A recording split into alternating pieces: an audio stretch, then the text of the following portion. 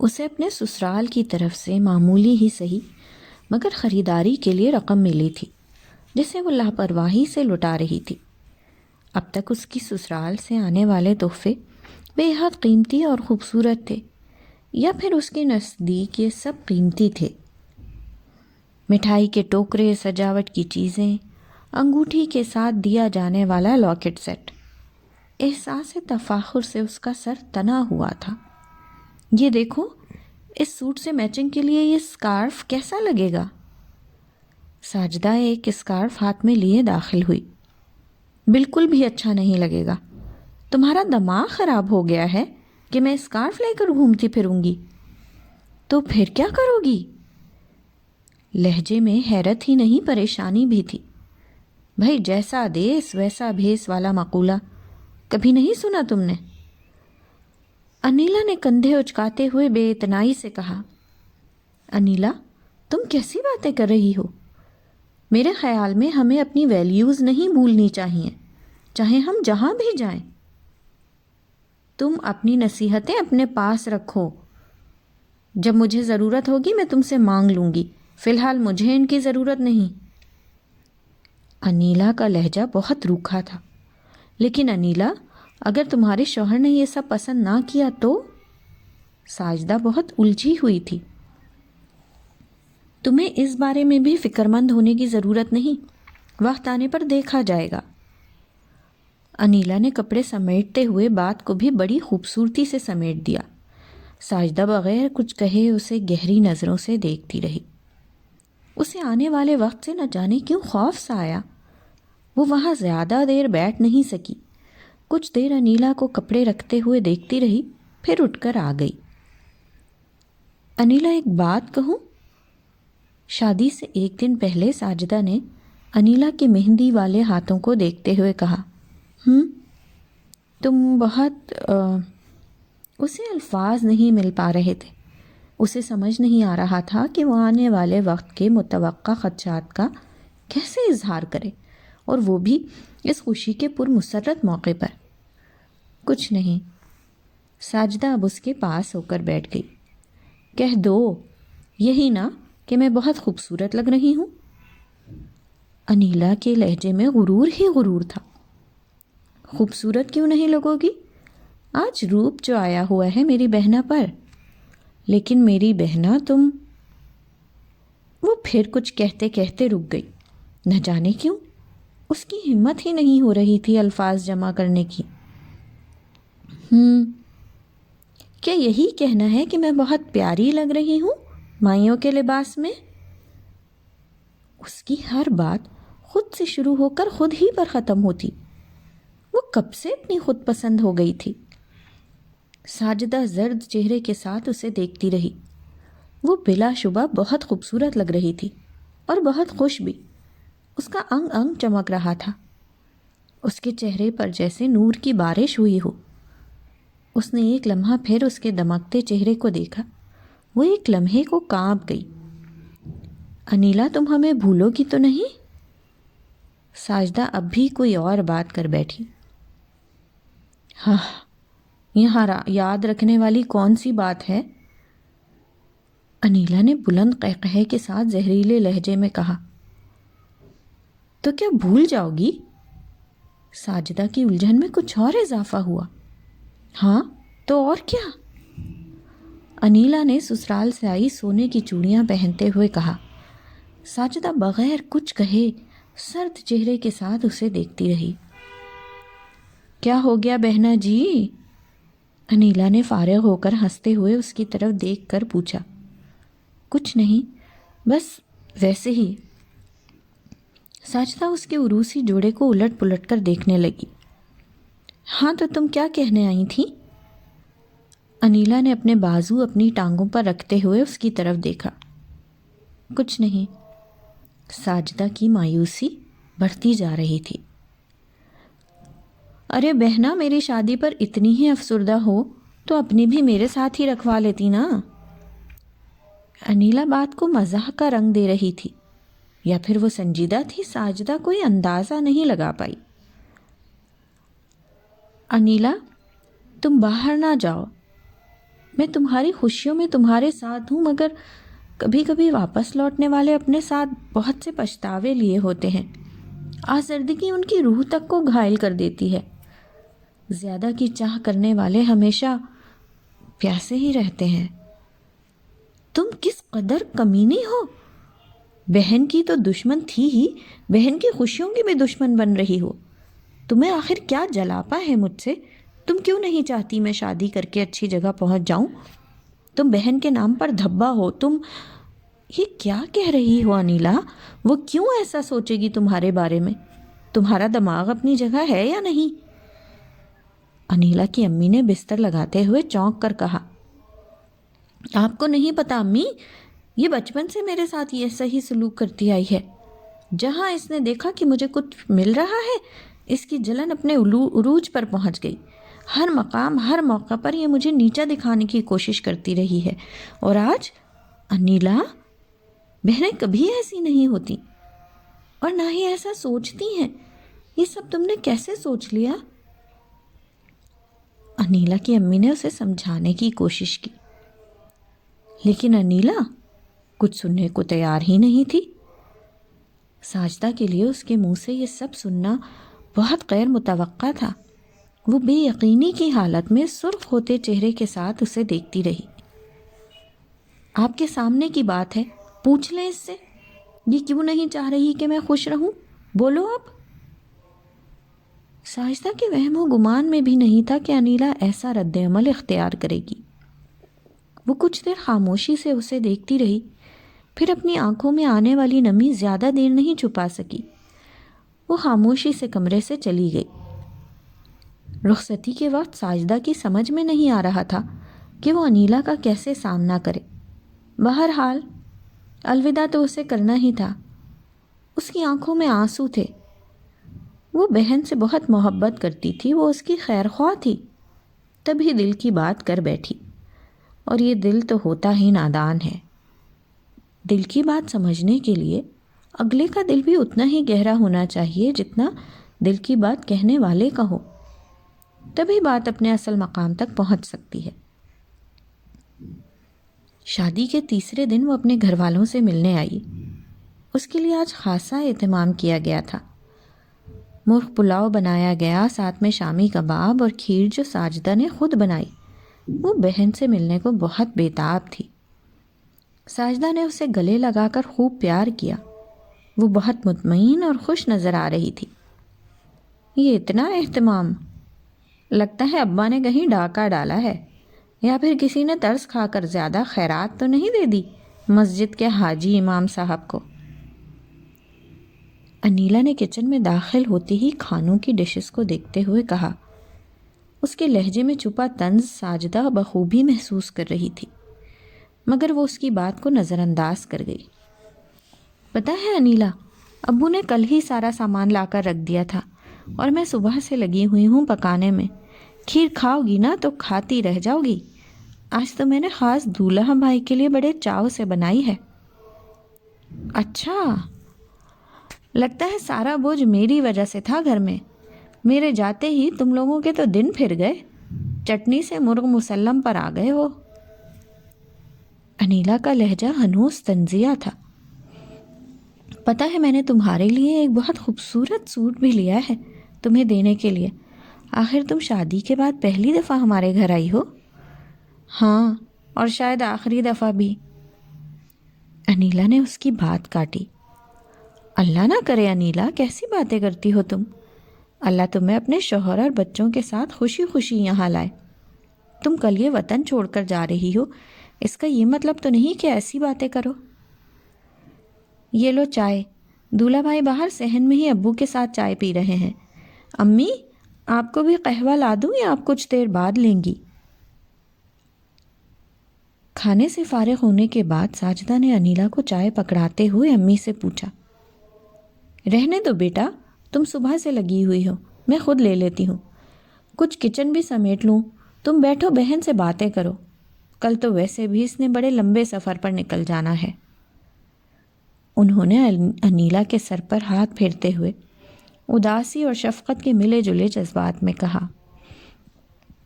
انیلا چائے کا سپ لیتے ہوئے کمرے کے در و دیوار کو دیکھ رہی تھی، جیسے 3 دن میں یہاں کوئی تبدیلی آ گئی ہو۔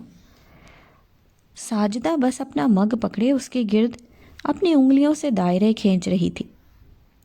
کچھ لمحے ایسے ہی خاموشی میں گزرے، سمجھ نہیں آ رہا تھا کہ یہ خاموشی کیسے ٹوٹے، کون پہل کرے۔ کچھ کہنا چاہ رہی ہو مجھ سے؟ آخر کار انیلا نے اس کی الجھن آسان کر دی۔ کہنا نہیں تو، ساجدہ نے نظریں جھکاتے ہوئے جھوٹ کا سہارا لیا۔ اوہ اچھا، ایسا تو ہو ہی نہیں سکتا۔ میری بہن کے پاس نصیحتوں کی کوئی ٹوکری نہ ہو اس وقت، جس میں سے وہ مجھے چن چن کر نصیحتوں کے پھول مار سکے۔ انیلا نہ چاہتے ہوئے بھی طنز کر گئی۔ پتہ نہیں اس کے لہجے کی یہ تلخی کم کیوں نہیں ہو رہی تھی۔ ساجدہ نے اس کی بات سن کر صرف مسکرانے پر اکتفا کیا۔ کہہ دو، کوئی کچھ نہیں کہے گا، پھر بھلا تمہیں میں کہاں ملوں گی جس پر تم اپنی ذات میں لپٹی گھٹن آمیز فرسٹریشن نصیحتوں کے ذریعے نکال سکو۔ انیلا کا لہجہ پہلے سے بھی زیادہ زہریلا ہو گیا۔ پہلی بات تو یہ کہ مجھے کسی قسم کی کوئی فرسٹریشن نہیں، دوسری بات یہ کہ تم کوئی نصیحت بھی نہیں کرتی ہے نا؟ انیلا نے اس کی بات کاٹ کر کہا۔ تم کل کتنے بجے نکلو گی ایئرپورٹ کے لیے؟ ساجدہ نے موضوع بدلنا چاہا۔ تم بھی چھوڑنے چلو گی مجھے؟ چلو، اسی بہانے زندگی میں پہلی بار ایئرپورٹ تو دیکھ ہی لو گی۔ ہاں، دور سے کھڑا ہوا شاید کوئی جہاز بھی نظر ہی آ جائے، ورنہ آج تک تو صرف آسمان پر ہی دیکھا ہوگا، ہے نا؟ انیلا کی تلخی نے ساجدہ کی ساری کوشش پر پانی پھیر دیا۔ ساجدہ کے پاس اب کچھ پوچھنے یا کہنے کے لیے انیلا نے کچھ نہیں چھوڑا۔ شاید اسے خود بھی احساس نہیں ہوتا کہ وہ کب اتنی تلخ ہو جاتی ہے۔ ساجدہ سرخ چہرے کے ساتھ خاموشی سے چائے کے گھونٹ بھرنے لگی۔ لگتا ہے دولہا بھائی بہت خوش ہیں آپ سے شادی کر کے۔ ساجدہ نے باہر سے آنے والی آوازوں کو سن کر ایک دفعہ پھر ماحول کو خوشگوار بنانے کی کوشش کی۔ ظاہر ہے اتنی خوبصورت عورت ملنے پر کون احمق ہوگا جو خوش نہیں ہوگا۔ انیلا کے لہجے میں غرور تھا۔ انیلا، کیا تمہیں اپنی خوبصورتی کا بہت گھمنڈ ہے؟ ساجدہ نے ہلکی سے آہ بھرتے ہوئے پوچھا۔ کیوں، نہیں ہونا چاہیے کیا؟ انیلا نے تیکھی نظروں سے دیکھتے ہوئے پوچھا۔ تم پھر کہو گی کہ میں نصیحتیں کھول بیٹھی، مگر کہنے سے باز نہیں آؤں گی انیلا۔ کبھی تم نے غور کرنے کی کوشش کی ہے کہ تم اتنی خوبصورت کیوں ہو؟ تم ایک نیک و شریف ماں باپ کی اولاد ہو تو اس میں تمہارا کوئی کمال نہیں ہے۔ تمہارا کمال وہاں ہوگا جب تم اپنی اس خوبصورتی کی حفاظت کرو، اس کو ہر اس آنچ سے بچا کر رکھو جس میں جھلسنے سے روح تک گھائل ہو جاتی ہے، اپنی اور اپنے والدین کی شرافت کا پاس رکھو۔ تم کمال، ساجدہ، اس دنیا میں جس کے پاس جو چیز اچھی ہوتی ہے وہ اسی پر مان کرتا ہے۔ دنیا میں حسن، دولت اور عہدہ ہی ایسی چیزیں ہیں جس پر لوگ غرور کرتے ہیں، اور میرے پاس ان میں سے ایک چیز تو ہے اور وہ ہے حسن، تو پھر میں کیوں نہ غرور کروں؟ انیلا نے اس کی بات کاٹی۔ انیلا، ان دنیاوی چیزوں پر بڑوں بڑوں کو مان ہوتا ہے اور پھر ان کے پیچھے ہلکان ہو کر ذلیل اور رسوا ہوتے ہوئے دیکھا ہے میں نے۔ زیادہ کچھ نہیں کہوں گی، مگر مجھے کبھی کبھی تمہاری باتوں سے اور تمہارے لہجے کے زہریلے پن سے خوف آتا ہے، کہیں تمہارا غرور تمہیں۔ اس نے ٹھہر ٹھہر کر اپنے لفظوں پر غور دیتے ہوئے دانستہ جملہ ادھورا چھوڑ دیا۔ تم یہ سب کچھ اس لیے کہہ رہی ہو کہ تم جانتی ہو میں ہر لحاظ سے تم سے بہتر زندگی گزارتی آئی ہوں۔ بچپن سے لے کر اب تک میں نے جو چاہا وہ پایا، میں نے جس چیز کی خواہش کی وہ خود چل کر میرے پاس آ گئی، اور تم میری اسی خوش قسمتی سے خائف رہتی ہو اور ہمیشہ رہتی آئی ہو، کیونکہ تم ہر اس چیز سے محروم رہی ہو جو مجھے ملتی رہی ہے۔ انیلا نے اپنے من کا زہر اگلا۔ اگر تم ایسا سوچتی ہو تو یہ تمہاری حماقت اور سراسر کم عقلی ہے۔ پہلی بات تو یہ ہے کہ مجھے کبھی تم سے کسی قسم کا کوئی حسد محسوس نہیں ہوا، اور دوسری بات یہ کہ میں نے کبھی ان چیزوں کے لیے اللہ سے شکوہ نہیں کیا اور نہ ہی کبھی خواہش کی۔ ہاں، یہ ضرور ہے کہ مجھے تم پر رشک آتا تھا، لیکن تم غور کرو تو شاید یہ سب تم کو میری ہی وجہ سے میسر آ سکا ہے۔ والدین کے لیے ہر اولاد برابر ہوتی ہے، پھر وہ کیوں چاہیں گے کہ ان کی ایک اولاد محروم رہے؟ تم نے کبھی اپنی ذات سے نکل کر سوچنے کی کوشش کی ہے کہ تم اپنے نیک، شریف اور سادہ والدین کے لیے کہاں کہاں پریشانی کا باعث بنی ہو، اور تمہاری خواہشات کی تکمیل کے لیے وہ کن مشکلات کا شکار ہوئے ہیں؟ تم نے کبھی یہ جاننے کی زحمت ہی گوارا نہیں کی۔ میں نے اگر روکھی سوکھی کھائی ہے تب بھی میں زندہ ہوں، اگر ادھڑے ہوئے بوسیدہ کپڑے زیب تن کیے تب بھی میری شان میں کوئی کمی نہیں آئی، پیلے اسکول میں پڑھائی کی ہے تب بھی آج شہر کے معروف میڈیکل کالج کی طالبہ بنی بیٹھی ہوں، وہ بھی پوزیشن کے ساتھ۔ ہر چیز کا ایک وقت مقرر ہوتا ہے میری بہن، اور ہر چیز جو آپ کے لیے کاتب تقدیر نے لکھ دی ہے وہ آپ کو ضرور ملے گی، چاہے کچھ دیر سے ہی صحیح، مگر ملے گی۔ آج ساجدہ نے بھی کوئی ادھار نہیں چھوڑا۔ کمی، ہاں ہاں، کمی تمہیں محسوس ہوگی مائی ڈیئر، جب تم میڈیکل کالج میں جاؤ گی اور وہاں کے اسٹینڈرڈ سے میچ نہیں کر پاؤ گی۔ پھر تم سے پوچھوں گی میں کہ اب بتائیے آپ کی شان کے کیا مزاج ہے، جب 6 سال مغز ماری کرنے کے بعد چند ہزار روپے میں تمہیں کسی معمولی اسپتال میں ملازم رکھا جائے گا اور سارا دن گدھے کی طرح کام نکلوایا جائے گا۔ نیک، شریف اور سادہ والدین کی سادگی میرے لیے کہاں کہاں پریشانی کا باعث۔ بات یہ نہیں انیلا کہ کس کے پاس کتنا ہے، میرے لیے ڈاکٹر کا نام ہی کافی ہے جس سے میں پہچانی جاؤں گی، جس سے میرے باپ کا سر فخر سے بلند ہوگا کہ اس کی بیٹی ڈاکٹر ہے اور دوسری بیٹی بیرون ملک سے ڈاکٹر بنی ہے۔ کیوں، تمہیں اچھا نہیں لگے گا؟ ساجدہ نے بات کو ہلکا پھلکا کرنے کے لیے سمیٹنا چاہا۔ وہ اس معاملے میں انیلا کے جوابوں سے بخوبی واقف تھی، اس لیے نہیں چاہتی تھی کہ بات مزید بڑھے۔ انیلا کچھ دیر خاموشی سے اسے دیکھتی رہی، جیسے الفاظ ڈھونڈ رہی ہو۔ پتہ نہیں، اس نے بوجھل دل سے لمبی سانس کھینچ کر کہا۔ کیا مطلب پتہ نہیں؟ کیا خوشی ہوگی نہیں تمہیں؟ ساجدہ نے پھر اپنی بات دہرائی۔ خوشی؟ یہ خوشی کیا ہوتی ہے؟ کیا خوشی سے پیٹ بھرا جا سکتا ہے؟ صرف فخر کرنے سے اپنے دل کی تمام خواہشات کی تکمیل ہو سکتی ہے؟ اپنی نظر میں سمانے والی ضروریات پوری ہو سکتی ہیں؟ تم کہتی ہو ڈاکٹر، ایک معمولی ڈاکٹر کی کیا حیثیت ہوتی ہے یہ تمہیں بتانے کی ضرورت نہیں، جب تک کہ اس کے پاس کروڑوں کی آمدن نہ ہو۔ عزت یہاں صرف اسی کی ہے جو پیسے والا ہے، اور سر بھی انہی لوگوں کے فخر سے بلند ہوتے ہیں جو پیسے والے والدین کی اولادیں ہوں۔ انیلا نے اپنی بات مکمل کر کے ساجدہ کو بغور دیکھا۔ تو گویا تمہاری نظر میں شرافت، ایمانداری اور نیکی کی کوئی اہمیت نہیں؟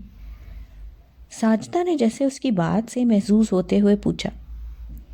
شاید تم یہ کہنا چاہ رہی ہو کہ میری نظر میں میرے شریف، ایماندار اور نیک والدین کی کوئی اہمیت نہیں ہے۔ تو تم خود دیکھ لو، اگر ایک طرف یہ شرافت، ایمانداری ہو اور دوسری طرف پیسہ اور طاقت ہو تو لوگ سجدے اور سلام کسے کریں گے؟ اور بہرحال تم کچھ بھی کہو، میں فخر کرتی ہوں اپنے آپ پر، اپنے والدین کی تربیت پر اور اپنے والدین پر، اور تمہیں بھی ایسا ہی کرنا چاہیے کہ ست شکر تم ایک نیک والدین کی نیک اولاد ہو، اور دعا کرنی چاہیے خدا تمہاری نیکی قائم رکھے۔ ساجدہ نے انیلا کی بات کاٹ کر کہا۔ ساجدہ جانتی تھی کہ انیلا بات کو کس سمت لے جانا چاہ رہی ہے، اور اس کے بعد وہی ہونا تھا جو انیلا کے ساتھ ہمیشہ ہوتا تھا۔ اس کو پھر سے فرسٹریشن کے دورے پڑنے شروع ہو جاتے۔ بھائی کتنی گپ شپ لگے گی؟ اب ہمیں اجازت نہیں ملے گی، ہم نے ابھی جا کر پیکنگ بھی کرنی ہے۔ اوہ آئیں دولہا بھائی، بیٹھیں، ہم تو ویسے ہی کچھ گپ شپ میں لگ گئے تھے۔ ساجدہ ایک دم ہی گھبراتی ہوئی اٹھ گئی۔ نہیں، ہمیں واقعی دیر ہو رہی ہے، مجھے تو باتوں میں اندازہ ہی نہیں رہا، ہمیں اب چلنا چاہیے۔ انیلا نے کھڑے ہوتے ہوئے کہا، کاش آج کا دن بہت لمبا ہو جاتا۔ ساجدہ نے انیلا کا ہاتھ پکڑتے ہوئے افسردگی سے کہا، بس بیٹا، اب بہن کو دعاؤں کے ساتھ رخصت کر دو۔ حاجی صاحب نے شفقت بھرے لہجے میں کہا، اوفو، ابو ایک دفعہ تو کر چکے ہیں ہم رخصت، اب وہی کیسٹ ایک بار پھر ریوائنڈ کریں کیا؟ ساجدہ نے برجستہ کہا۔ سب ایک ساتھ ہنسنے لگے۔ اگلے دن دوپہر تک سب کام نمٹا کر وہ سب ایئرپورٹ کے لیے روانہ ہو گئے۔ انیلا اپنے شوہر کے ساتھ پہلے ہی وہاں موجود تھی۔ ساجدہ کو دور سے ہی آتا دیکھ کر وہ بھاگتی ہوئی اس سے لپٹ گئی اور بہت دیر تک اس کے گلے لگائے روتی رہی۔ اسی کا نام محبت ہے۔ محبت کے راستے میں کانٹے آئیں، پتھر آئیں، مگر پھر بھی محبت کا راستہ ہموار ہوتا چلا جاتا ہے۔ اور جب بات ہو بہن بھائیوں کی محبت کی تو ایسی جنگ کی طرح ہوتی ہے جو کبھی نہیں رکتی اور جس کا کوئی اختتام نہیں ہوتا۔ وہ دونوں اپنے آنسو پوچھتے ہوئے گم سم بہت دیر تک بغیر کوئی بات کی ایک دوسرے کو دیکھتی رہیں۔ ان کی فلائٹ کا اعلان کیا جا چکا تھا۔ حاجی صاحب کی آنکھوں میں اترنے والی نمی کو محسوس کیا جا سکتا تھا۔ انیلا کی ماں، اب رونا بند کرو، بیٹی کو دعائیں دو تاکہ وہ خوشی سے جا سکے، انہوں نے اپنے آپ پر ضبط کرتے ہوئے کہا۔ اچھا بیٹا، اللہ تم لوگوں کو اپنی امان میں رکھے۔ حاجی صاحب نے آگے بڑھ کر دونوں میاں بیوی کے سر پر ہاتھ رکھتے ہوئے کہا۔ وہ اب اپنے سامان کی ٹرالی کے ساتھ آگے بڑھ رہے تھے۔ شفاف شیشوں کے دروازے سے اندر جا کر قطار کی طرف بڑھ رہے تھے۔ ساجدہ کو انیلا کا وجود آہستہ آہستہ کسی دھند میں اوجھل ہوتا ہوا محسوس ہونے لگا۔ بہت دیر تک اسے انیلا کی پشت نظر آتی رہی، پھر وہ اس سے دور ہوتی گئی۔ اب بہت سے لوگ ان کے بیچ آ چکے تھے۔ مختلف فلائٹس کے اعلان کیے جا رہے تھے اور وہ اب آہستہ آہستہ نظروں سے اوجھل ہو رہی تھی۔ دھندلے شیشوں والی دیوار کے اس پار اسے ابھی بھی انیلا کی قمیص کا رنگ نظر آ رہا تھا۔ وہ بہت دیر تک اس دیوار کو دیکھتی رہی اور اب وہ دھندلا سا عکس بھی مکمل طور پر اوجھل ہو گیا تھا۔ اب وہاں صرف دھند تھی۔ ایک لمحے کو اس کا دل بہت زور سے دھڑکا۔ اس کا دل چاہا کہ وہ زور سے چیخ مارے اور اسے اس دھند میں گم ہونے سے بچا لے، اسے واپس لے آئے۔ اس کے دل کی بے چینی بڑھنے لگی تھی۔ وہ عجیب اضطرابی کیفیت کا شکار ہو رہی تھی۔ اس سے اب مزید وہاں کھڑا نہیں ہوا جا رہا تھا۔ اس کے لیے یہ سب کچھ جیسے ابھی بھی کوئی خواب ہی ہو۔ وہ اپنی قسمت پر جتنا رشک کر سکتی تھی کر رہی تھی، اور جتنی مغرور ہو سکتی تھی ہو رہی تھی۔ اس کا رواں رواں خوشی میں ڈوبا ہوا تھا۔ وہ آج اپنے آپ کو دنیا کی خوش قسمت لڑکی تصور کر رہی تھی۔ وہ اب تک تمام معاملات سے فارغ ہونے کے بعد جہاز میں سوار ہونے کے لیے لاؤنج میں بیٹھے تھے جب اس نے ایک عجیب سوال کیا۔ ہمیں وہاں آپ کا ڈرائیور لینے آئے گا؟ پتہ نہیں یہ اس نے مذاق کیا تھا یا وہ سنجیدہ تھی۔ وہ کوئی اندازہ نہیں لگا پایا۔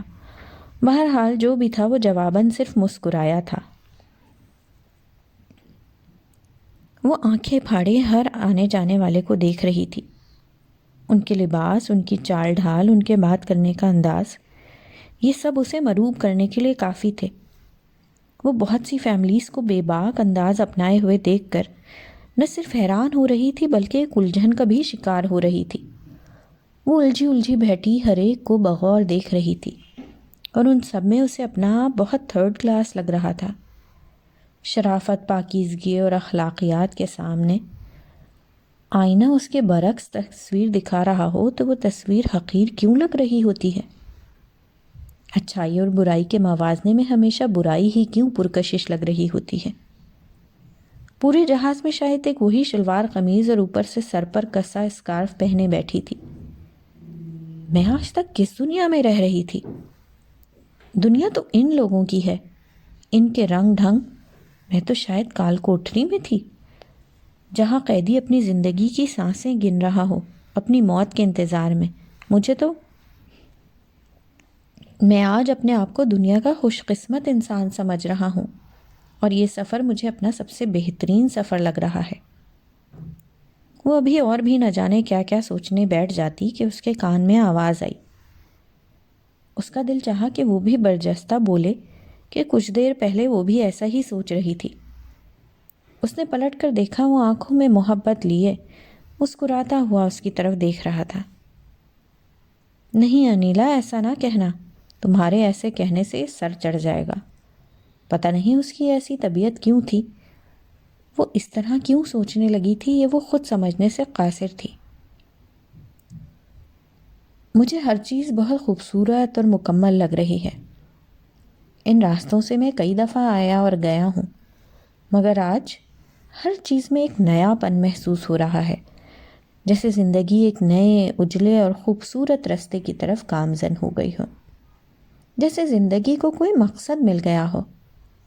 جانتی ہو، شادی کے بعد بندہ اپنی ہر سوچ اور ہر زاویے کو مرکوز کر دیتا ہے۔ کسی اور کا مجھے پتہ نہیں، البتہ میری ہر سوچ تم سے شروع ہو کر تم ہی پر ختم ہوگی۔ وہ محبت سے کہہ رہا تھا۔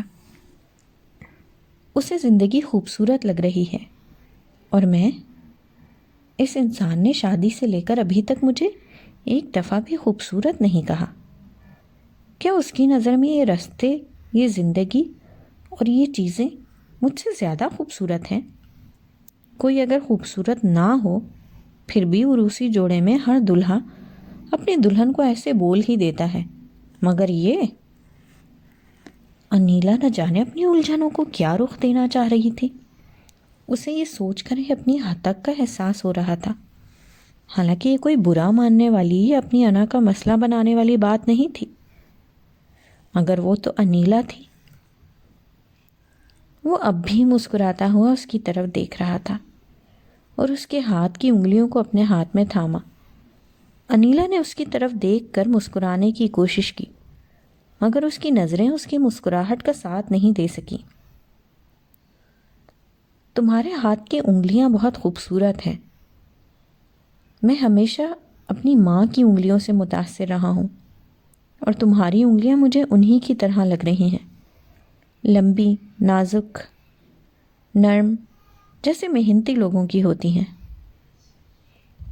وہ اب اس کے ہاتھ کو پکڑے کہہ رہا تھا، صرف انگلیاں خوبصورت، اور اس میں بھی اس نے اپنی ماں کا حوالہ۔ اف، یعنی میری کوئی حیثیت ہی نہ ہو جیسے۔ انیلا دل میں سوچ رہی تھی، اور وہ جتنا سوچوں میں گہری ہوتی جا رہی تھی اتنا ہی گمراہ ہوتی جا رہی تھی۔ رقابت کا ایک احساس اس کے دل میں اٹھا جو بغیر کسی وجہ کے تھا۔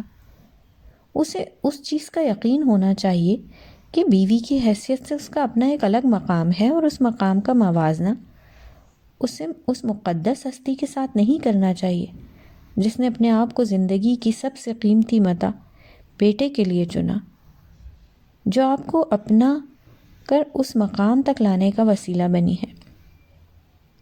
ایئر ہوسٹس اب ان کی سیٹ پر کھانا سرو کر رہی تھی۔ انیلا اس کا بغور جائزہ لے رہی تھی۔ تھائی ایئر کی دبلی پتلی نازک سی لڑکی مخصوص یونیفارم میں بہت جچ رہی تھی۔ انیلا کو اس کا انداز بہت بھا رہا تھا۔ 1,00,000-2,00,000 تو ان کی کمائی ہوتی ہی ہوگی، اوپر سے سیر و تفریح الگ، کتنے مزے ہوتے ہوں گے ان کے۔ اس کا دماغ کسی اور ہی سوچوں میں گم تھا۔ وہ ایئر ہوسٹس کو دیکھ کر قیاس آرائیوں میں لگی ہوئی تھی۔ جب اس سے جوس یا کولڈ ڈرنک کے بارے میں پوچھا گیا، اورنج جوس پلیز، اس نے مختصر جواب دیا۔ پتہ ہے، آج تمہارے ساتھ ہر چیز کو انجوائے کرنا چاہتا ہوں، جن چیزوں کو میں دوران سفر نہیں کرتا تھا۔ کھانے سے فارغ ہونے کے بعد وہ سیٹ سے منسلک ہیڈ فون کو سیٹ کر رہا تھا۔ اسے اپنے کانوں میں لگاؤ، اس نے اس کی طرف بڑھاتے ہوئے اپنے ہیڈ فون بھی لگائے۔ اب وہ اسکرین پر کچھ تلاش کر رہا تھا۔ آپ کون سی مووی دیکھنا پسند کریں گی؟ English, Hindi, German, French? اس کی آواز میں شوخی تھی۔ پتہ نہیں، انیلا نے بجھے دل سے اپنا اسکارف ڈھیلا کرتے ہوئے کہا۔ کیوں، کہیں نیند تو نہیں آ رہی؟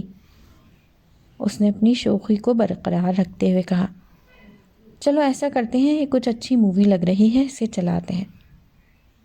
اس نے کچھ سوچتے ہوئے مینیو میں سے ایک ٹائٹل دیکھ کر اسے پلے کرتے ہوئے کہا، اب آپ یہاں دراز ہو سکتی ہیں۔ اس نے جہاز کی سیٹ کو پیچھے لٹاتے ہوئے کہا۔ انیلا دوسری قطار میں اپنے سے اگلی سیٹ پر بیٹھی عورت کو دیکھ رہی تھی، جو نہ صرف بہت پرکشش تھی بلکہ اپنے ہر انداز سے اپنی امارت کا بھی منہ بولتا ثبوت تھی۔ وہ چاہتے ہوئے بھی اپنی دلچسپی اس کی باتوں میں نہیں محسوس کر رہی تھی۔ وہ جیسے ہر چیز سے خائف ہو، اپنے آپ سے، اپنے گھر اور حالات سے، اپنی زندگی سے۔ میں شاید آج زندگی میں پہلی بار اتنی یکسوئی سے کوئی مووی دیکھوں گا، اور وہ بھی تمہارے ساتھ۔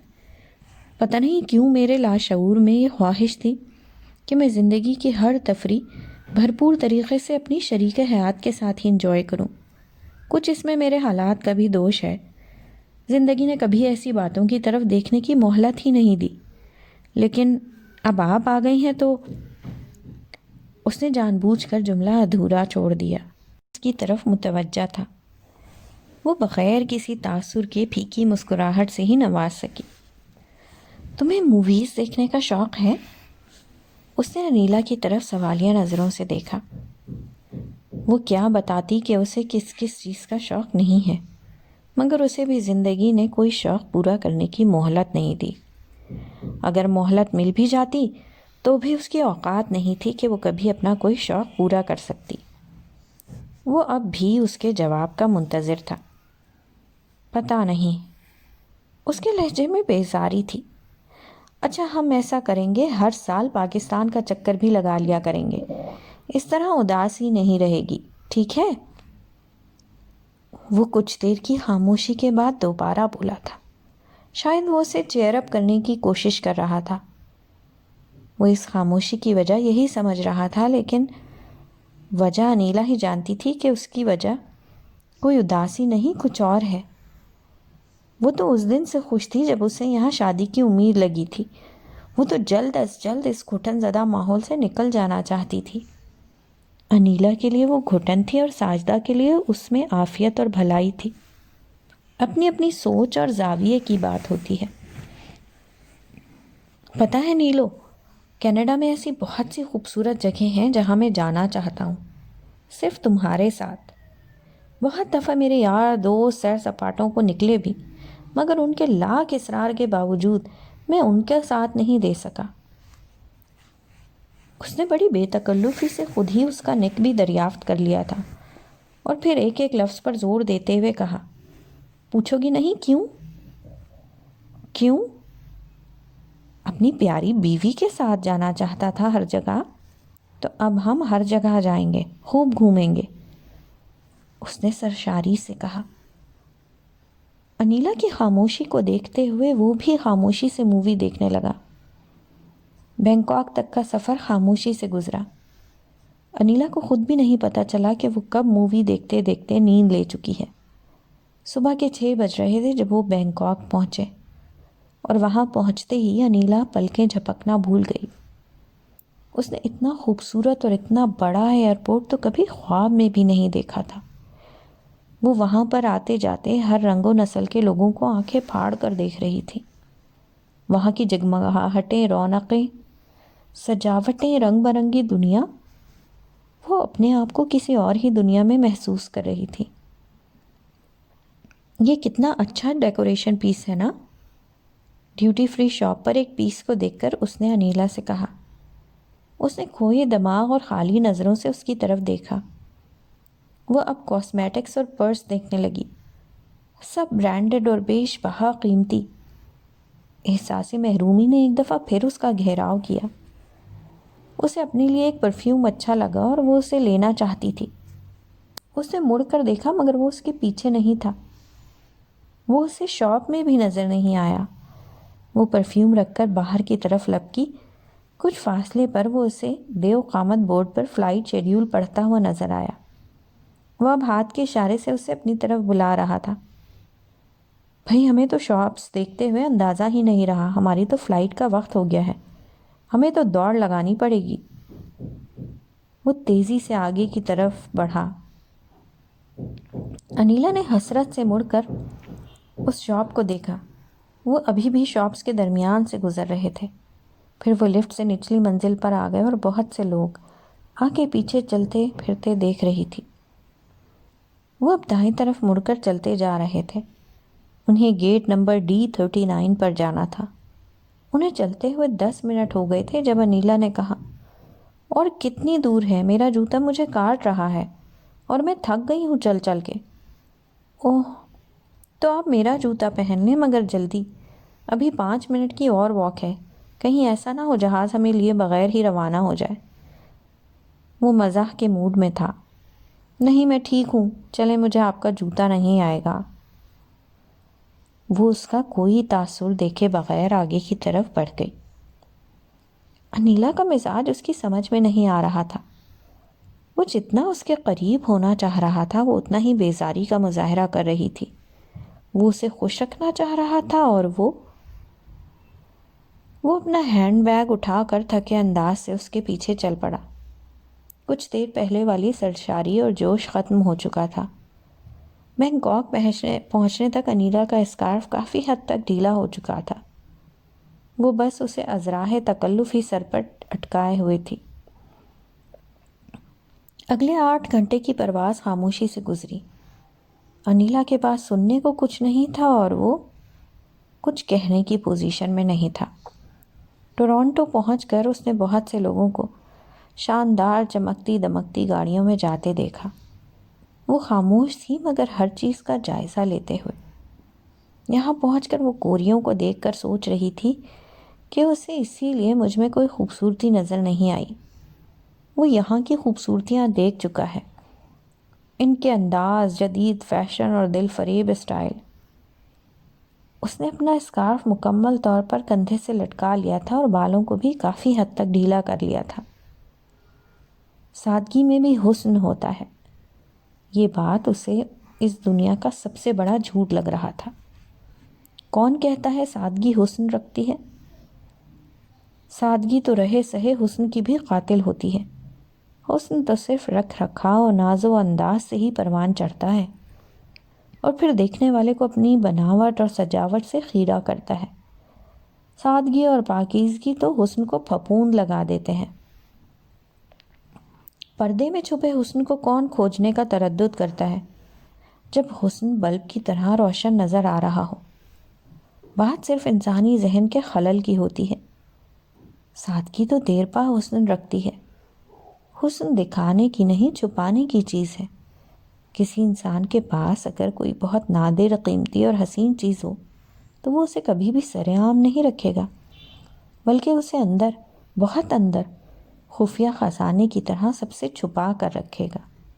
اور عورت ایک قیمتی، نادر اور حسین تخلیق ہے جسے دکھانے کا نہیں، چھپانے کا حکم ہے۔ اس کے خیالوں میں ایک موقع پر ساجدہ کی کہی جانے والی بات گونجی۔ جو بھی تھا، یہاں پہنچنے تک شاید وہ اپنی سمت کا تعین کر چکی تھی۔ ٹیکسی سٹینڈ اس طرف ہے، ہمیں وہاں جانا ہوگا۔ وہ انیلا کا ہاتھ پکڑے دائیں طرف چل پڑا۔ کیا مطلب ٹیکسی سٹینڈ؟ ہم ٹیکسی پر جائیں گے؟ آپ کی گاڑی کہاں ہے؟ انیلا کے ماتھے پر شکنیں تھیں۔ وہ انیلا کے انداز سے کوئی اندازہ نہیں لگا پایا کہ وہ سنجیدہ ہے، البتہ وہ صرف مسکرا رہا تھا۔ ٹیکسی پر سامان رکھتے ہوئے اس نے ایک بار پھر انیلا کو مسکراہٹ سے نوازا۔ وہ خاموشی سے اندر بیٹھ گئی مگر اس کا چہرہ بتا رہا تھا کہ وہ سخت بدمزہ ہوئی ہے۔ ہائی وے سے گزرنے کے بعد وہ اب ایک رہائشی علاقے سے گزر رہے تھے۔ انیلا کو ابھی بھی سب خواب کی طرح لگ رہا تھا۔ وہ عالی شان گھروں کو پلکیں جھپکائے بغیر دیکھ رہی تھی۔ سڑکیں صاف ستھری، بلند چمکتی عمارتیں اور خوبصورت گھر، ہر چیز اجلی نکھری نکھری اور صاف لگ رہی تھی، کسی خواب کی طرح۔ وہ ان گھروں کو دیکھ کر سوچ رہی تھی کہ اس کا گھر بھی انہی گھروں جیسا ہوگا، بہت بڑا اور خوبصورت۔ ان کی ٹیکسی اب کمرشل ایریا سے گزر رہی تھی۔ کچھ دیر چلنے کے بعد اب ٹیکسی ایک گنجان علاقے سے گزر رہی تھی۔ یہاں بھی اونچی اونچی عمارتیں تھیں، مگر یہ رہائشی عمارتیں لگ رہی تھیں۔ آس پاس اکا دکا پرانے اور چھوٹے گھر بنے ہوئے تھے۔ یہ علاقہ ان علاقوں سے یکسر مختلف تھا جنہیں وہ پیچھے چھوڑ آئی تھی۔ ان کی ٹیکسی یہاں رک گئی تھی۔ آمنے سامنے دو بڑی بڑی عمارتیں تھیں اور ان کے ساتھ ہی کچھ فاصلے پر خالی جگہ تھی جسے خوبصورتی کے ساتھ لینڈ اسکیپنگ کیا گیا تھا۔ اس سے کچھ آگے ایک چھوٹا سا پارک تھا اور پارک کے دوسری طرف اسی طرح کی ایک اور عمارت تھی۔ چلیں بیگم صاحبہ، بالآخر آپ اپنے گھر آ گئیں، انیلا نے اس کو سامان اتارتے ہوئے کہتے سنا۔ گھر؟ اس کے دل میں آواز گونجی۔ چلیں بیگم صاحبہ، یہ 2 ہینڈ کیری آپ پکڑیں اور یہ سوٹ کیسز میں گھسیٹ لیتا ہوں۔ اس نے ہینڈ کیری انیلا کو پکڑاتے ہوئے کہا۔ اب وہ اس عمارت کے داخلی دروازے کی طرف بڑھ رہا تھا۔ انیلا جیسے کسی سکتے کی کیفیت میں مبتلا گم سم اس کی پیروی کرنے لگی۔ اس کا دماغ بہت الجھا ہوا تھا۔ وہ لفٹ سے عمارت کی 6ٹھی منزل پر پہنچ گئے۔ ایک لمبی راہداری سے گزرنے کے بعد وہ اب دروازہ کھول رہا تھا۔ اپنا سامان اندر رکھنے کے بعد اس نے انیلا کے ہاتھ میں پکڑا ہوا سامان بھی اندر رکھنا شروع کر دیا۔ انیلا دروازے سے اندر داخل ہو چکی تھی۔ اب وہ دیکھ رہی تھی جسے تھوڑی دیر پہلے وہ بہت جذبے سے گھر کہہ رہا تھا۔ گھر کیا تھا؟ ایک چھوٹا سا فرنشڈ اسٹوڈیو اپارٹمنٹ تھا۔ دائیں ہاتھ کی طرف کچن بنا ہوا تھا۔ لاؤنج کو کچن کی شیلف نے 2 حصوں میں تقسیم کیا ہوا تھا۔ اس کے ساتھ ہی 2 صوفے اور ٹی وی رکھا ہوا تھا۔ وہ کچھ آگے بڑھی، اسے باتھ روم کا کھلا دروازہ نظر آیا، ساتھ ہی کمرہ بھی، جس میں صرف ایک عدد بیڈ کے ساتھ ایک چھوٹا سا ٹیبل رکھا ہوا تھا۔ یہ گھر؟ وہ تو کچھ اور ہی سوچ رہی تھی۔ یہ گھر اس کی توقعات کے بالکل برعکس تھا۔ وہ نہ جانے کن محلوں کے خواب دیکھ رہی تھی۔ پتہ نہیں لوگ کیوں باہر رہنے والوں کے بارے میں غلط فہمیوں کا شکار ہو جاتے ہیں۔ وہ بھی ایسی ہی غلط فہمی کا شکار تھی۔ اسے لگا جیسے وہ عرش سے فرش پر پٹخ دی گئی ہو۔ غم و غصے سے اس کا چہرہ سرخ ہو رہا تھا۔ اسے یہ ماچس کی ڈبیا جیسا گھر اپنے باپ کے گھر سے قطعی مختلف نہیں لگ رہا تھا۔ فرق صرف یہ تھا، وہاں کچا فرش تھا، یہاں چمکتا ہوا ٹائل۔ کیا اس کے ساتھ دھوکا ہوا ہے؟ مگر ایسے کیسے ہو سکتا ہے؟ اس کا دماغ سائیں سائیں کر رہا تھا۔ ادھر آئیں، یہ دیکھیں، یہاں سے کتنا خوبصورت نظارہ ہوتا ہے۔ ہم روز یہاں بیٹھ کر شام کی چائے پیا کریں گے۔ وہ اسے گھر کی واحد بڑی کھڑکی کی طرف لے گیا جو کچن کے ساتھ تھی، جہاں سے باہر ایک چھوٹی سی بیلکنی کو راستہ تھا۔ نیلو، یہ آپ کا گھر ہے، ہمارا گھر ہے، اور اسے تم نے بہت بہت بہت خوبصورت بنانا ہے۔ ویسے تو یہ تمہارے آنے سے ہی خوبصورت ہو گیا ہے، مگر میں فریش ہونا چاہتی ہوں، واش روم جا رہی ہوں۔ انیلا نے اپنا ہاتھ چھڑاتے ہوئے بے رخی سے کہا۔ اس کا دل چاہ رہا تھا وہ اس کے ساتھ بدترین سلوک کرے، اس کو گالیاں دے، اس کے اس نام نہاد گھر کو اٹھا کر آگ لگا دے۔ اس کا بس نہیں چل رہا تھا کہ وہ کیا کچھ کر گزرے۔ زندگی ایسے ہی حیران کن تجربات کا نام ہے جہاں انسان کو اپنی تمام تر حیرانیوں کے ساتھ زندگی حیران کرتی ہے۔ جب زندگی سے توقعات بہت اونچی ہو جائیں تو زندگی اتنی ہی اونچائی سے نیچے اٹھا کر گرا دیتی ہے، اور بندہ حسرت و یاس کی تصویر بن کر رہ جاتا ہے، جہاں وہ صرف اپنی توقعات کو نیند کی گولی دے کر سلانے ہی میں عافیت جانتا ہے۔ آئیں، کیا یاد کریں گی آپ؟ آج آپ کے گھر میں پہلا کھانا میری طرف سے۔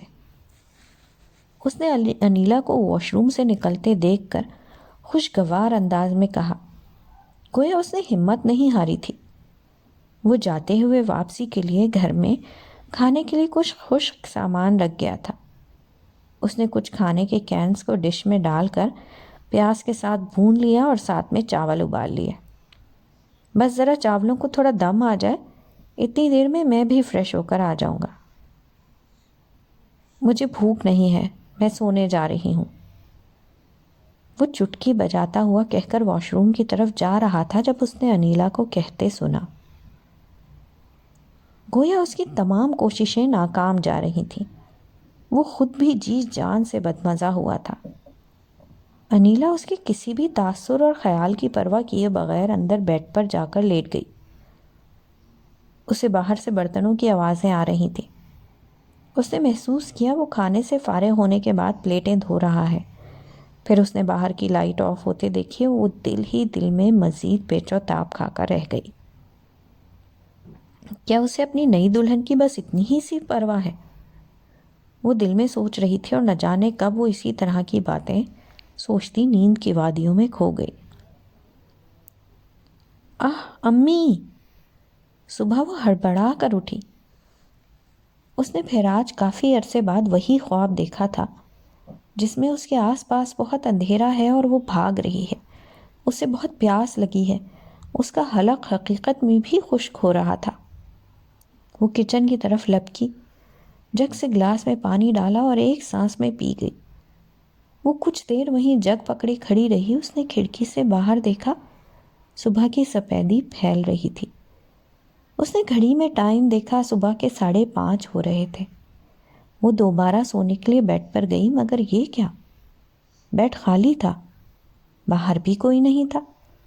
اس نے اٹھ کر باتھ روم چیک کرنا چاہا، مگر باتھ روم کا دروازہ بھی آدھا کھلا ہوا تھا۔ اس نے کچھ جھجکتے ہوئے دروازہ بچایا، مگر باتھ روم میں کوئی نہیں تھا۔ پھر وہ کہاں ہے؟ اس نے دل میں سوچا۔ وہ اب اس کھڑکی کی طرف لپکی جو رات کو اس نے دیکھی تھی۔ وہ کھڑکی سے ملحق دروازے کو کھول رہی تھی، مگر بیلکنی میں بھی کوئی نہیں تھا۔ میرے خدایا، اتنی صبح وہ کہاں جا سکتے ہیں؟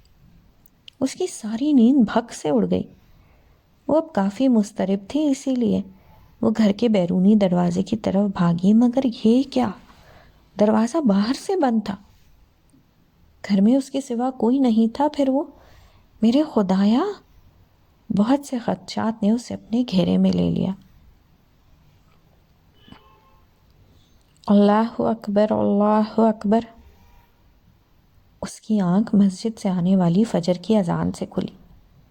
اسے آج کی صبح بہت خوبصورت، اجلی اور نکھری لگ رہی تھی۔ اس صبح میں اتنی تازگی، پاکیزگی لگ رہی تھی کہ اس کا دل جھوم جانے کو چاہ رہا تھا۔ باہر نرسری میں چنبیلی اور موتیے کے پھولوں کی خوشبو پھیلی ہوئی تھی۔ اس نے اٹھ کر مٹکے سے پانی پیا، پھر کچھ چھینٹے اپنے منہ پر مارے اور مسجد کی طرف چلا گیا۔ دھیرے دھیرے نمازیوں کی آمد و رفت بڑھ رہی تھی۔ وہ مسجد کے باہر ہی بیٹھ گیا۔ اندر امام صاحب نماز پڑھا رہے تھے۔ وہ کچھ دیر بیٹھے رہنے کے بعد وہاں سے اٹھ کر کیاریوں میں لگے پودوں کو دیکھنے لگ گیا۔ نمازی ایک ایک کر کے واپس جا رہے تھے۔ امام صاحب ابھی تک مسجد ہی میں تھے۔ اس نے مسجد کے دروازے سے اندر ہو کر دیکھا، مسجد میں اب صرف 1 یا 2 نمازی رہ گئے تھے۔ اس کی نظریں امام صاحب کو ڈھونڈ رہی تھیں۔ اسے وہ مسجد کے کونے میں بیٹھے نظر آئے۔ وہ قرآن پاک کی تلاوت کر رہے تھے۔ وہ خاموشی سے ان کے پاس جا کر بیٹھ گیا۔ اسے ان کی تلاوت سن کر بہت سکون محسوس ہو رہا تھا۔ تلاوت کے دوران انہوں نے ایک اچٹتی نظر اس پر ڈالتے ہوئے تلاوت جاری رکھی۔ وہ نظریں جھکائے خاموشی سے امام صاحب کی تلاوت سن رہا تھا۔ کیوں بیٹا، کوئی پریشانی تو نہیں ہوئی؟ رات تمہیں نیند تو ٹھیک آئی نا؟ وہ قرآن پاک بند کرتے ہوئے پوچھنے لگے۔ انہوں نے کب تلاوت ختم کی اس کا اسے ہی پتہ ہی نہیں چلا۔ وہ بس اس قرت میں گم تھا۔ جی، اس نے نظریں جھکائے جھکائے جواب دیا۔ تمہیں اپنی زندگی کی سب سے خوبصورت رات لگ رہی ہوگی، اور تم کل جی بھر کے سوئے ہوگے بہت عرصے بعد۔ انہوں نے رک رک کر آخری جملہ کہا۔ اس نے چونک کر ان کی طرف دیکھا۔ انہیں کیسے پتہ چلا؟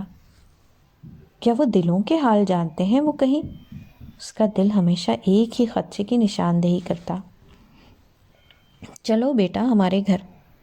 ناشتہ کر کے تمہارے لیے مسجد کمیٹی سے بات کرتے ہیں، انہوں نے کھڑے ہوتے ہوئے کہا۔ گھر میں داخل ہوتے ہی اسے مٹی کے چولہے پر بنے پراٹھوں کی خوشبو آئی۔ اس کی بھوک کچھ اور جاگ گئی۔ وہ کمرے میں داخل ہوئے جہاں ٹیبل پر پہلے سے ہی ناشتہ موجود تھا۔ انہوں نے چائے کا کپ اس کی طرف بڑھاتے ہوئے ایک کپ اپنے سامنے رکھا اور بیٹھ گئے۔ بسم اللہ کرو بیٹا۔ اسے اس سادہ سے ناشتے میں بہت لطف آ رہا تھا۔ کمرے میں اگربتی کی خوشبو پھیلی ہوئی تھی۔ وہ ابھی ابھی اپنے دل و دماغ میں کچھ بوجھل پن محسوس کر رہا تھا، مگر مطمئن تھا۔ اسے ناشتہ کرتے ہوئے اچانک ہی اس بچی کا خیال آیا۔ وہ کیسی ہوگی؟ اس نے کچھ کھایا ہوگا؟ کیا مجھے اسے دیکھنے جانا چاہیے؟ لیکن نہیں، کچھ دن تک نہیں۔ بیٹا تمہارا نام ہم اب تک جان نہیں پائے، شاید ہمیں خود ہی خیال نہیں رہا کہ تم سے پوچھتے۔ وہ ناشتہ کرتے کرتے ایک دم چونکا۔ وہ کیا نام بتائے؟ اس نے ذہن پر زور دیا کہ اس نے یتیم خانے میں کون سا نام لکھوایا تھا۔ اسے کچھ یاد نہیں آ رہا تھا۔ وہ جواب طلب نظروں سے اس کی طرف دیکھ رہے تھے۔ اس نے پریشانی میں اپنی انگلیاں دبائیں۔ یا اللہ مدد، وہ دل ہی دل میں بول رہا تھا۔ محمد احمد۔ اسے جیسے اچانک سے یاد آ گیا ہو۔ سبحان اللہ، بہت خوبصورت نام ہے۔ تمہارے والد صاحب کیا کرتے ہیں اور ان کا اسم گرامی؟ یا اللہ مدد، وہ ایک بار پھر دل میں پکارنے لگا۔ اسے ان سے اس سوال کی توقع نہیں تھی۔ والد؟ آواز جیسے گونج رہی تھی۔ والد کا نام؟ کیا کسی مجرم، دھوکے باز، فراڈی کا بھی کوئی نام ہوتا ہے؟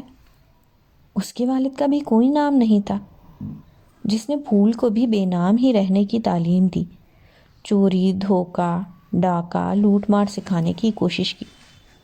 اس کا دل پھر چاہا کہ وہ انہیں سب سچ سچ بتا دے۔ اس سے کم ان سے جھوٹ تو نہیں بولا جا رہا تھا، مگر سچ کے آگے سب ختم ہو جائے گا۔ کچھ دیر اور جھوٹ کا سہارا لینا ہے۔ بعض صورتوں میں انسان جھوٹ نہیں بول رہا ہوتا اور نہ ہی جھوٹ بولنا چاہتا ہے، مگر وہ سچ چھپا رہا ہوتا ہے۔ کیا سچ کو چھپانا اتنا ہی قبیح ہے جتنا جھوٹ بولنا؟ اس نے نظریں اٹھا کر نہیں دیکھا۔ وہ چائے پی رہے تھے۔ اس کا دل چاہا وہ یہاں سے بھاگ جائے، ان کی نظروں سے دور۔ وہ کیا بتاتا کہ وہ جرائم پیشہ افراد کے گروہ سے ہے۔ بیٹا تم ذہنی طور پر ابھی بھی پریشان لگتے ہو۔ تمہیں اب گھبرانے کی ضرورت نہیں ہے۔ تم اللہ کے گھر اس کی امان میں ہو۔ بہرحال ناشتہ کر چکے ہو تو چلیں؟ انہوں نے اس کی طرف دیکھا۔ اس نے سر ہلا دیا اور ان کے ساتھ ہی کھڑا ہو گیا۔ کلثوم بیٹی ہم جا رہے ہیں، گھر کا دروازہ بند کر لیں۔ وہ اپنی بیٹی کو تاکید کرتے ہوئے باہر نکل گئے۔ وہ بھی سر جھکائے امام صاحب کے پیچھے چل پڑا۔ مسجد کمیٹی کافی عرصے سے مسجد اور اس سے ملحق نرسری کی دیکھ بھال اور نگرانی کے لیے کسی کی تلاش میں تھی۔ امام صاحب نے اس کے لیے کمیٹی سے بات کی۔ کچھ فارم وغیرہ پر کرنے کے بعد انہوں نے اسے معمولی تنخواہ پر کام کا ذمہ دے دیا۔ اس کی نظروں میں امام صاحب کی عزت دگنی ہو گئی۔ وہ دل سے ان کا احسان مند ہو گیا۔ اس کا پور پور ان کے لیے دعا گو تھا۔ وہ امام صاحب کے ساتھ مل کر مسجد کی صفائی کرتا، پودوں کو پانی دیتا، پودوں کی دیکھ بھال اور کیاریوں کی صفائی کا خیال رکھتا۔ میں آپ کا یہ احسان زندگی بھر یاد رکھوں گا۔ آپ نے مجھ پر بہت… بیٹا احسان کی کوئی بات نہیں ہے۔ تم نے دل سے اللہ کو پکارا تھا، یہ سب اللہ کا کرم ہے۔ تمہیں اپنا خدا کا شکر ادا کرنا چاہیے۔ میں تو صرف وسیلہ بنا ہوں۔ امام صاحب نے تسبیح پڑھتے ہوئے اس کی بات کاٹ کر کہا، لیکن میں آپ کو محسن ہی کہوں گا۔ اگر آپ نے مجھے سہارا نہ دیا ہوتا تو میں… بیٹا مجھے شرمندہ مت کرو، میں بہت گناہ گار بندہ ہوں۔ ان کی آواز میں عاجزی تھی۔ اپنے لیے ان کا اتنا نرم رویہ دیکھ کر اس کا دل بہت مرتبہ خود کو ملامت کرتا، لیکن صرف ملامت کرنے سے کیا ہوتا ہے؟ وہ تو ایک ایسے سچ کی گرفت میں تھا جسے سوچنے سے وہ خود بھی نادم تھا، جسے چھپانے پر مجبور اور ظاہر کرنے سے خوفزدہ تھا۔ اسے یہاں آئے کئی مہینے ہو چکے تھے۔ ان مہینوں میں کوئی دن ایسا نہیں گزرا جب اس کے دل نے بچی کو نہ پکارا ہو۔ وہ دل کے ہاتھوں مجبور ایک شام اسے دیکھنے پہنچ ہی گیا۔ ادارے والوں نے اس کا نام حلیمہ رکھ دیا تھا۔ وہ وہاں بہت محفوظ تھی۔ اس کی صحت بھی پہلے سے اچھی ہو گئی تھی۔ گول مٹول سی 8 ماہ کی بچی اس کی طرف ہاتھ کر رہی تھی جیسے اسے پہچان رہی ہو۔ اس کا دل جہاں اسے دیکھ کر مطمئن ہوا تھا، وہیں اس کی آنکھوں میں بے شمار آنسو بھی امڈ آئے تھے۔ ماضی کی داستان دماغ کے پردے پر فلم کی طرح چل پڑی تھی۔ اسے رہ رہ کر بچوں کا خیال آ رہا تھا۔ وہ کیسی ہوگی؟ اب تک زندہ ہوگی یا بیماری سے لڑتے لڑتے موت کو گلے لگا چکی ہوگی؟ وہ تڑپتے دل کے ساتھ وہاں سے لوٹا تھا۔ امام صاحب، آپ مجھے بھی یہ پڑھنا سکھا دیں، اسے سن کر مجھے بہت سکون ملتا ہے۔ وہ آج بھی فجر کے بعد امام صاحب کے سامنے بیٹھا ان کی تلاوت سن رہا تھا۔ جب اس نے تلاوت کے اختتام پر ان سے کہا، کیوں نہیں بیٹا، ضرور، میں خود بھی ایسا چاہتا تھا، مگر صرف تمہارے بولنے کا انتظار کر رہا تھا۔ قرب کا سکون وہی پا سکتے ہیں جو دل کی آواز پر خود اس کی تلاش میں نکلیں۔ ظہر کے بعد محلے کے چند بچے سپارہ پڑھنے آتے ہیں، تم بھی ان کے ساتھ بیٹھ جایا کرو۔ امام صاحب نے ایک ایک جملہ ٹھہر ٹھہر کر کہا، بے شک خدا کے ذکر میں دلوں کا سکون ہے۔ اس نے بہت جلد 30واں پارہ مکمل کیا۔ وہ بہت ذہین تھا، اسے دوسری مرتبہ کچھ بھی بتانے کی ضرورت نہیں پڑتی تھی۔ قرآن پاک کے ساتھ ساتھ اس نے نماز، روزہ، حج اور اذان سے متعلق معلومات بھی حاصل کرنا شروع کر دیں۔ وہ اب باقاعدگی سے امام صاحب کے ساتھ 5 وقت کی نماز پڑھتا۔ وہ دل سے خود کو امام صاحب کا مقروض سمجھ رہا تھا۔ اگر مجھے کبھی ان کے لیے جان بھی دینی پڑی تو میں دریغ نہیں کروں گا، وہ اکثر دل میں سوچتا۔ اس نے اپنی مرضی سے امام صاحب کے گھر کا سودا سلف اور دیگر کاموں کی ذمہ داری بھی اپنے سر لے لی تھی۔ مجھے آپ کے کام آ کر خوشی ہوگی۔ میری غیرت یہ گوارا نہیں کرتی کہ میرے ہوتے ہوئے میرے محسن اور استاد یہ کام کریں۔ آپ براہ کرم آج سے ہر کام مجھے کہیے گا، مجھے بہت خوشی ہوگی۔ جب اس نے ایک بار امام صاحب کو گھر کا سودا لاتے ہوئے دیکھ کر کہا تھا تو اس کے بدلے میں امام صاحب نے بھی کبھی اسے گھر سے باہر سے کھانا نہیں کھانے دیا۔ ان کی درخواست پر وہ ہمیشہ کھانے کے وقت ان کے گھر آ جاتا تھا۔ میں اندر آ سکتا ہوں؟ دوپہر کے کھانے کے وقت محمد احمد نے دروازے پر دستک دیتے ہوئے پوچھا۔ جی ابو جی ذرا غسل خانے میں غسل کر رہے ہیں، اندر سے کلثوم نے جواب دیا۔ ٹھیک ہے، پھر میں کچھ دیر بعد آ جاؤں گا۔ جی وہ کھانا لگا دیا گیا ہے، ابو نے کہا تھا آپ اندر آ کر تشریف رکھیں، وہ بس 2 منٹ میں آتے ہیں۔ میں نے دروازہ کھول دیا ہے، آپ اندر آ سکتے ہیں۔ وہ کہتے ہوئے پیچھے کو مڑا تھا جب اس نے ان کی بیٹی کو کہتے سنا۔ وہ گھر میں داخل ہو کر نظریں جھکائے کمرے میں چلا گیا۔ اسے کچھ لمحے بعد قرت کی وہی نسوانی آواز سنائی دی جو اس نے پہلے دن سنی تھی، جس کی گونج ابھی تک اس کے کانوں میں تھی۔ اس کی آواز بہت خوبصورت تھی۔ اسے آواز سننے میں کچھ دقت ہو رہی تھی کہ آواز بہت دھیمی تھی، مگر وہ اپنی پوری توجہ کے ساتھ آواز پر ہی کان لگائے ہوئے تھا۔ وہ اتنی یکسوئی سے کلام پاک سن رہا تھا کہ اسے امام صاحب کے آنے کا بھی پتہ نہیں چلا، ورنہ وہ ہمیشہ ان کے آنے پر احتراماً کھڑا ہو جاتا تھا۔ انہوں نے بیٹھتے ہوئے اسے بھی کھانا شروع کرنے کو کہا۔ وہ کھانے کے دوران اس سے باتیں کر رہے تھے مگر اسے کچھ بھی سمجھ نہیں آ رہا تھا۔ اس کا دھیان صرف قرت کی آواز پر تھا۔ امام نے کھانے کے دوران اسے غور سے دیکھا۔ وہ ان کی آنکھوں کا اشارہ سمجھتا تھا، اس لیے ناسازی طبیعت کا بہانہ بنا کر جانے لگا۔ وہ ان کی آنکھوں کی تاب نہیں لا سکتا تھا، مگر کمرے سے نکل کر اس نے گھر کے صحن میں متلاشی نظروں سے دیکھا۔ صحن میں کوئی نہیں تھا اور اب قرت کی آواز بھی نہیں آ رہی تھی۔ البتہ صحن کو عبور کر کے دروازے سے نکلتے ہوئے اس نے کچھ بچیوں کو سپارہ اٹھائے گھر میں داخل ہوتے دیکھا۔ شاید کلثوم ان بچیوں کو سپارہ پڑھاتی ہے، وہ دل میں سوچتا ہوا دہلیز پار کر گیا۔ 3 دن بعد ابراہیم کی روٹیشن ربیکہ کے سیکشن میں کر دی گئی، جسے ربیکہ نے سپروائز کرنا تھا۔ وہ جتنا اس سے بچنے کی کوشش کر رہی تھی اتنا ہی ناکام ہو رہی تھی۔ آج آپ سب لوگ لنچ ٹائم سے کچھ دن پہلے روم میں آ جائیے گا، ایک سیلیبریشن وش ہے، مینیجر نے ان دونوں کے پاس سے گزرتے ہوئے کہا۔ لنچ ٹائم سے 5 منٹ پہلے وہ دونوں ایک ساتھ ہی ریسٹ روم میں داخل ہوئے۔